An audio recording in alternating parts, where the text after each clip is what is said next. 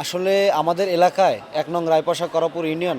আমার নাম মোহাম্মদ ইয়াসিন খান সজীব, পিতার নাম আব্দুল আজিজ খান। আমাদের এলাকায় দীর্ঘদিন ধরে মাদক অনেক বেড়ে গেছে। তো আমাদের এলাকায় আমিনুল মিদা নামে এক লোক আছে, যে মাদক সেবন করে এবং বিক্রিও করে, পাশাপাশি চাঁদাবাজিও করে।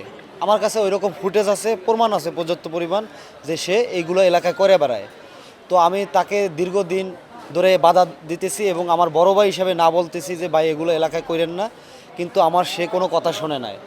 এই মাদকের বিরুদ্ধে কথা বলার জন্য সে আমাকে একটা মিথ্যা অপবাদ দিছে, সেটা হলো আমি একটা বাইক চুরি করছি। কিন্তু আমি কিন্তু এই বাইকের সাথে যুক্ত না। আপনারা জেনে থাকবেন যে থানা আমাদেরকে বলছে আমরা বাইকের সাথে জড়িত নাই। কোর্ট আমাদেরকে বলছে বাইকের সাথে আমরা জড়িত নাই। আমার এলাকাবাসী বলছে বাইকের সাথে জড়িত নাই। শুধু ঘুরা ফুইরা তাদের ফ্যামিলিটাই বলে যে এই বাইকের সাথে আমরা চুরির অপবাদটা আমাদের দিতেছে। আচ্ছা, এই ঘটনার পরিপ্রেক্ষিতে তারা দীর্ঘদিন ধরে মাদকাসক্ত ছিল এবং আমাদের কাছে একটা ফুটেজ আছে, যেই ফুটেজটা সে ইয়াবা খাওয়ার সময় আমি ওই ভিডিওটা নিয়েছিলাম। হ্যাঁ, তো এই ভিডিওটা গতকাল রাত্রে আমি এই ভিডিওটা অনলাইনে পোস্ট করি।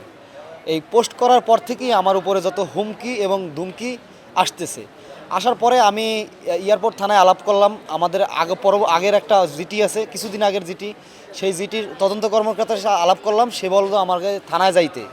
আমরা যখন থানা যাই তখন 3টা মোটরসাইকেল আমাদের পিছে লাগার পরে আমি জিনিসটা বুঝতে পারি যে আমাদের পিছে 3টা মোটরসাইকেল আছে। এটা হলো আমিনুল মেদ্দার আপন বাতিজা জিহাদ মেদ্দা।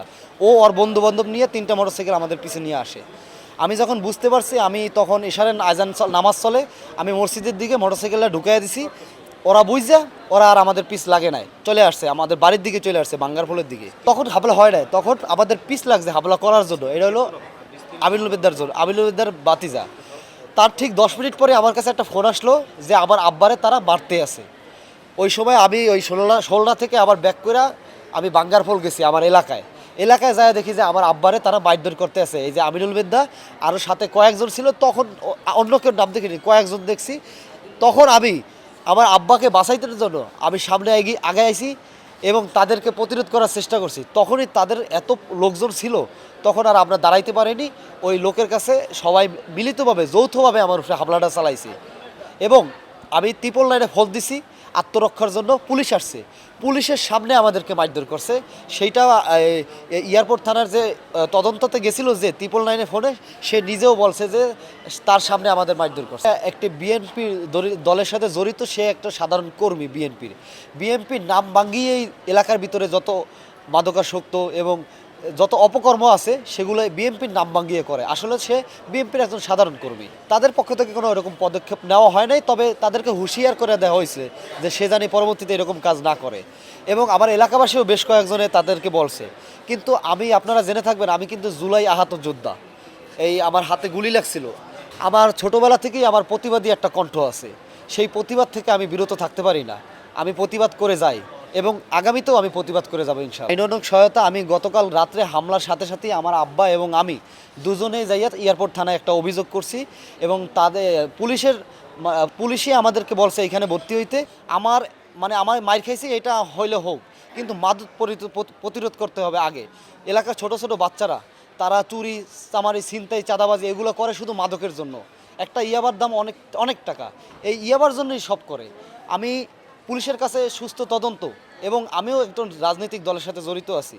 আমি আমার দলের সিনিয়র নেতাকর্মীদেরকে বলবো, এরকম যারা আছে তাদেরকে আমাদের দলের থেকে বহিষ্কার করা, এদেরকে অন্যায়কে প্রশ্রয় না দেওয়া।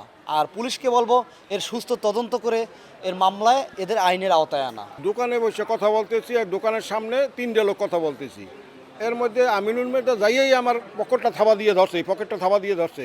এই খানকির বউ, ইয়ে আমি গাঁজা খাইয়া তুইলে এই করছোকা, তোর পোলাই করছে কা, এই কইয়া আমার আমি আশ্চর্য হয়ে গেছি, কিন্তু ব্যাপারটা কি হঠাৎ করিয়া কী ঘটনা।